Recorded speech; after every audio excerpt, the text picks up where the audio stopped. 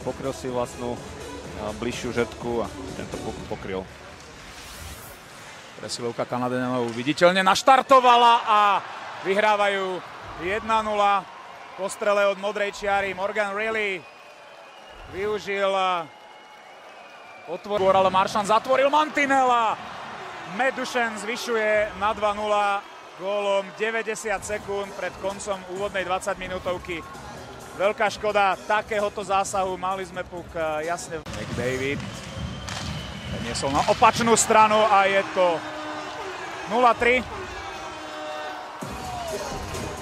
Využitá presilovka na kanadskej strane. Reinhardtová prihrávka na úplne voľného Scheifeleho, ktorý si poradil s našou defenzívou. Prehrávame 0-4. Aj v druhej tretine sme inkasovali.